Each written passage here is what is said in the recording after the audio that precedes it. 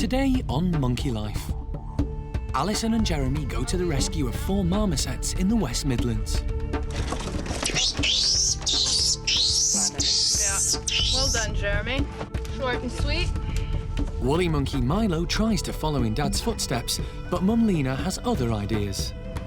She will not let Milo go until she knows it's safe herself. And Peanut's new baby finally gets a name.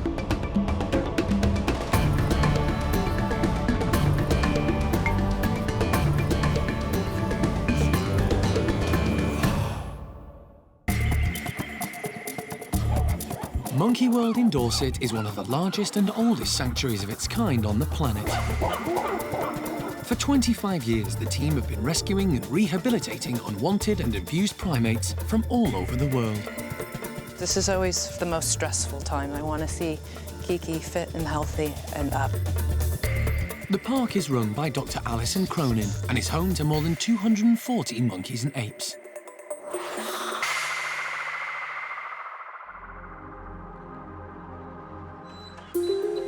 It's 6:30 in the morning and Alison is setting off on another rescue.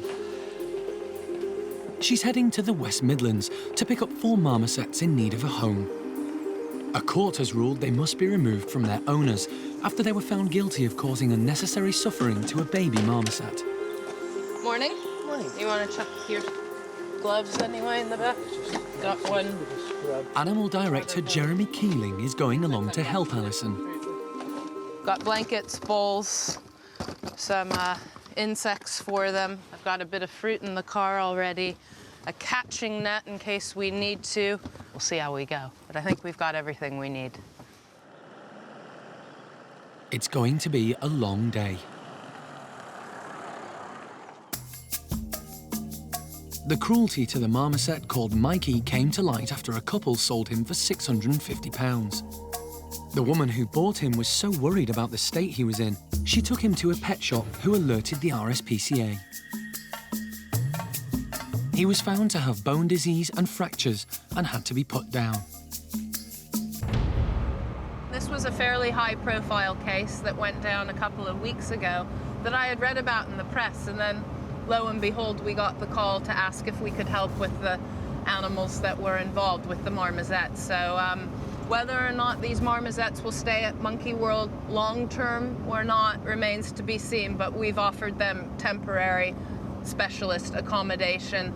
And of course, we'll need to see what physical condition they're in, because indeed that was the problem with the infant that subsequently had to be put to sleep. It had terrible, terrible rickets or nutritional bone disease and was in a really poorly way. Alison and Jeremy are due to meet representatives of the RSPCA and the police before they go to the couple's house to collect the monkeys. Morning. Morning. Hey, Ian, how are you doing? Right, Alison. Good to see you again. Again.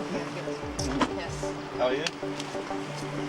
I'm all right. Nice to meet you, Jackie.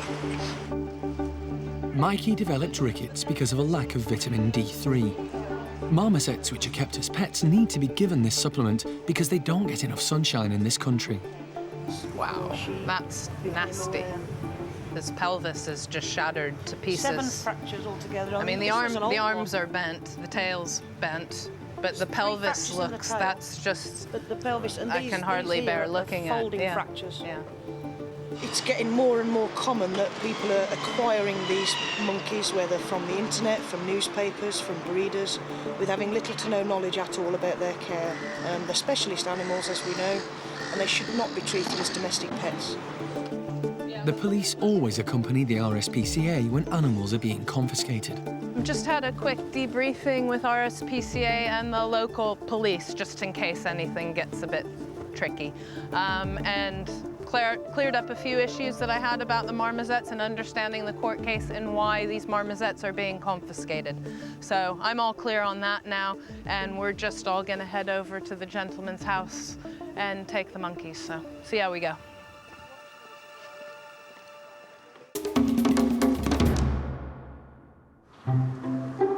In Dorset, the park's youngest golden-cheeked gibbon has finally got a name. Peanut gave birth to a baby boy 2 months ago. Well, after much debate, we've actually decided to call the baby Teo. Now, the reason for this is we all agreed we wanted a name beginning with T, so that it would fit in very well with Tien and Tia Nang. And we wanted something that was Vietnamese as well. It just means Tom, and it's a really nice, lovely name that fits in very well with the family. Teo is doing really, really well. We're really happy with him. He's holding on tightly to Mum, which is the most important thing for him still to be doing. You can see that he's starting to take a bit of interest in the world. He watches things going by, and he's starting to stretch his head out and have a look at things, but still holding on tight to Mum at the moment. Peanut's daughter, 3-year-old Tia Nang, is besotted with her younger brother. Tia Nang, as a young female golden sheep gibbon, it is really important that she actually watches this baby and sees what Mum's doing with the baby as well. She definitely wants to play with him, but he's still too young for that yet. So when she goes over, Mum's giving her lots of grooming and fussies, and she's getting to watch the baby, but she hasn't got her hands on him just yet. Her older brother, 5-year-old Tien, is less interested in Teo. Tien and Tia Nang have got a lot of energy, and at the moment, because Tia Nang isn't getting that attention from Mum all the time, she's actually spending a lot of time with her big brother, and they have lots of wrestling matches, chasing games, things like that. So it's brilliant for them. It's really helping their personalities actually come out. It's helping build their strength and their stamina and their agility in the trees as well. Pretty much they get on very well all the time. Dad Peng Yo is sensibly avoiding Mum and Teo. Pangyo's basically keeping out the way with Peanut and the small baby at the moment, letting her get on with that, and he's spending the time looking after the older kids, making sure that they're safe and they're actually having a lot of fun playing with him as well, so he's doing the right thing at the moment. Peanut has proved to be a great mum time and time again. She's done it all before, and she knows exactly what she's got to do, so we're really pleased how well she's doing.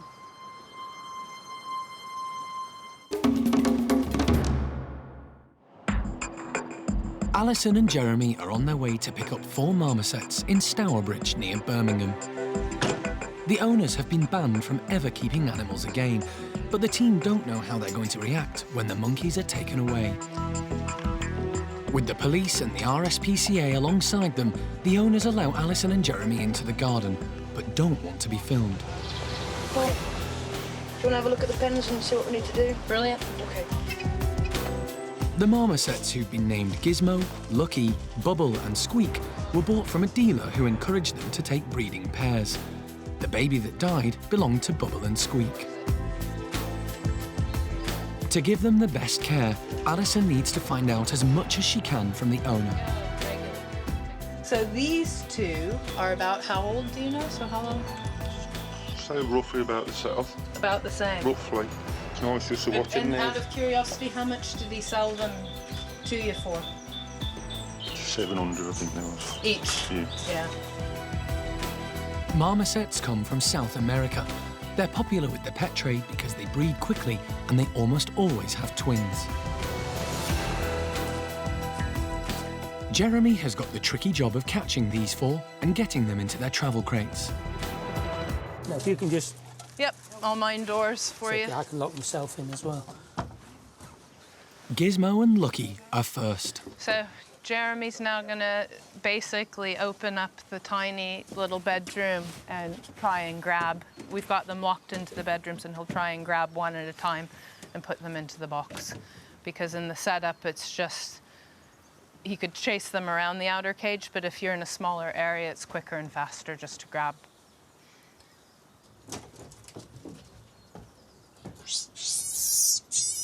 That's one been grabbed. Just make sure you twist those locks on those cages right, otherwise you'll have them out with you. Sounds like number 2.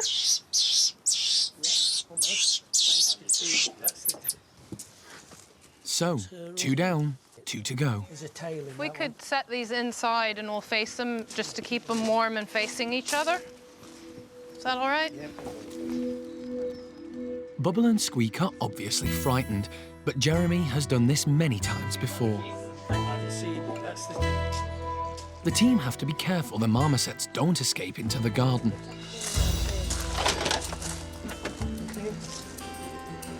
Got you. Yep, got you. You're good.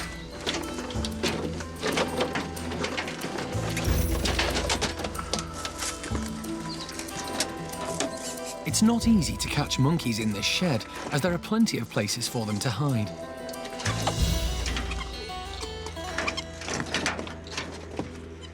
Jeremy has to be cautious because marmosets have a nasty bite.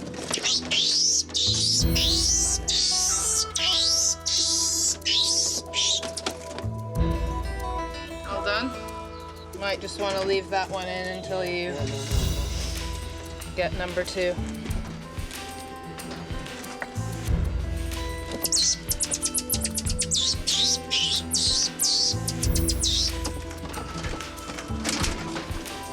Well done, Jeremy. Short and sweet. Relax. All good. Bubble, Squeak, Gizmo and Lucky will soon be joining the other 12 marmosets at the park. We've got everybody loaded up. I'm really happy. Jeremy worked his magic 4 monkeys in the box in really quick, smart time. So now it's just we'll get him back to the park, get him settled. And then I'll be consulting with RSPCA on where their final home is. I don't know that it'll be at Monkey World or if they might end up some other place, but really we're just offering assistance to RSPCA on a case that they prosecuted.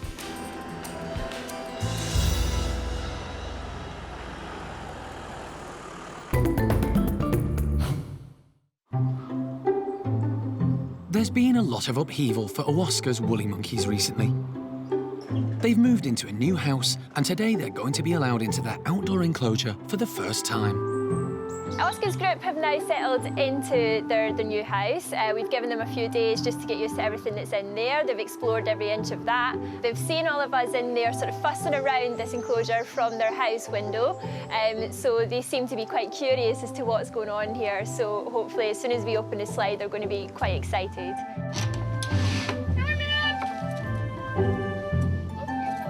Leader Owaska doesn't need any encouragement.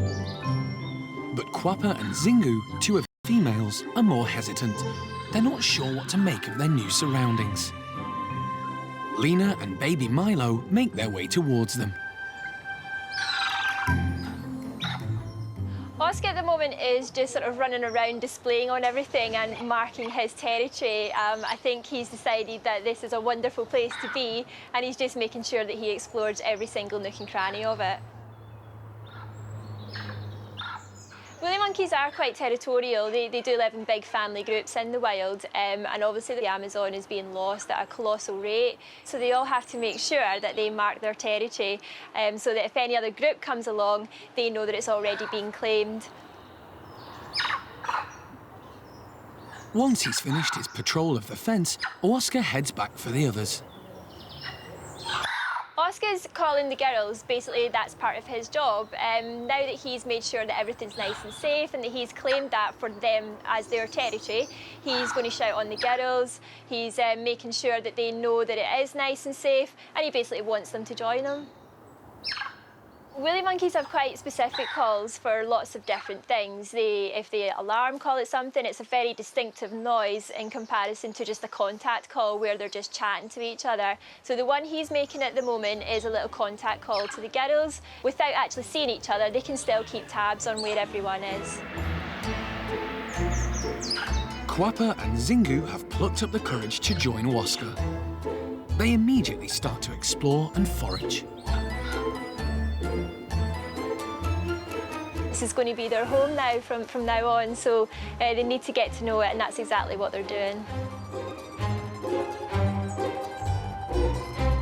Owaska goes back for Lena and Milo. They haven't ventured any further.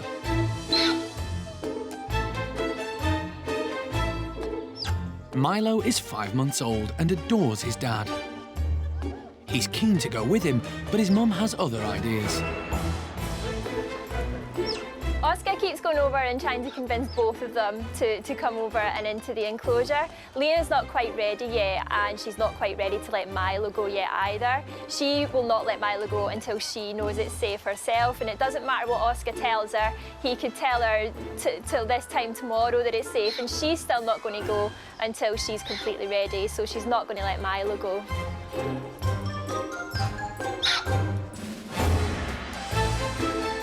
They'll do it in their own time. We're not going to force them to do anything they don't want to do.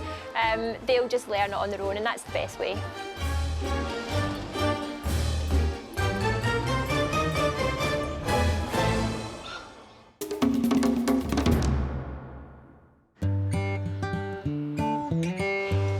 The park often benefits from large donations of food, and today, Hananya's gang are in for a tasty surprise. And some scrambled egg! Protein is an important part of a chimp's diet. We provide it in the form of eggs once a week. Their primate pellet that we also feed them has a good quantity of protein in there. Obviously, we wouldn't like to overload them with eggs, but as we have had quite a lot in today, we're giving them a treat. Hananya is probably the biggest fan of eggs, and usually he's quite gentle and he doesn't always steal from the other members of the group, even though he's the alpha male and could do, except when there's eggs in the equation, then he will steal from the lower rankers. In the wild, chimpanzees sometimes eat birds' eggs they come across when they're climbing in the trees, so it's not an unusual food to give them. We're going to feed the chimps little cups with a small portion in, so I expect some of the high rankers will grab a few cups, so they'll probably get quite a big portion of this, which is why there's not a huge amount here, because obviously we wouldn't want to massively overfeed them with eggs. The cups are scattered all over the playroom to try to make sure everyone gets their share. The team have also put out some bread and pineapple to give the chimps some variety.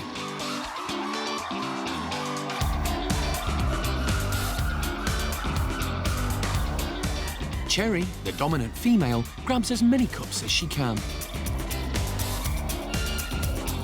While leader Hananya makes a grand entrance, but then ignores the eggs. Maybe it's Kate's cooking.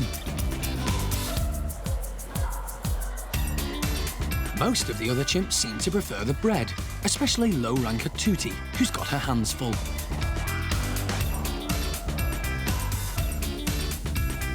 Evelyn does at least try the eggs, but quickly decides she prefers the pineapple. And it's a no-go from Marjolaine too. A large part of a chimp's diet is made up of ripe fruits, and Trudy, who's a favourite of everyone in the group, has gone straight for the pineapple. The chimps were really excited when we put the scrambled egg cups into the playroom, but didn't actually seem to eat much of it. They sort of picked the cups up and had a sort of sniff and look around, but then kind of discarded it. But there was also lots of other nice things in the playroom at the same time, so they may eat sort of the remains overnight or very early tomorrow morning, obviously, once they're less full up. I was quite surprised and quite disappointed because Hananya absolutely loves eggs normally when we hand them out as boiled eggs, but obviously you can't win them all.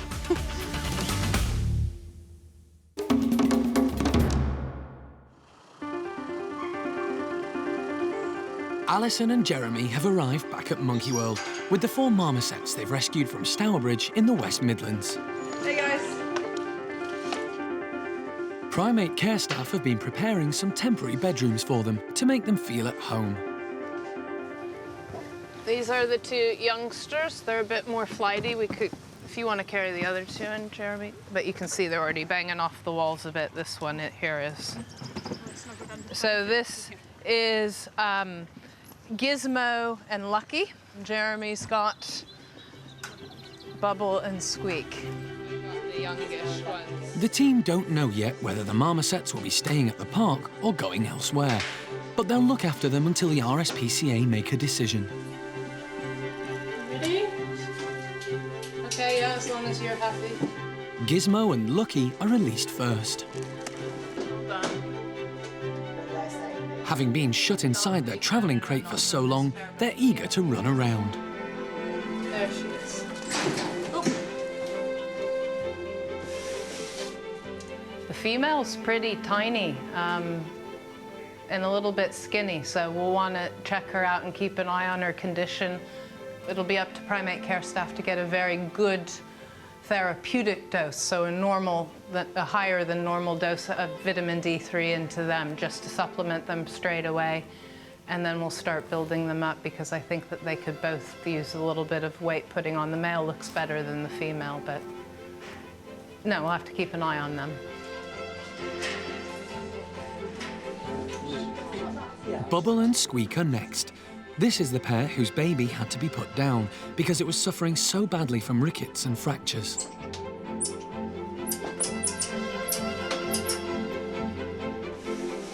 Everybody's huddling together and sort of stuck up in the corner. And really, for this evening now, it's late in the afternoon, we just need to make sure that they have both food and water right up near to them, because I don't think that they're going to be sort of exploring too much today. And then start clean slate tomorrow morning, get them moving around, and hopefully by tomorrow it'll be a whole new life for the 2 pairs of marmosets, and they'll be well on their way to sort of a bit of a healthier life.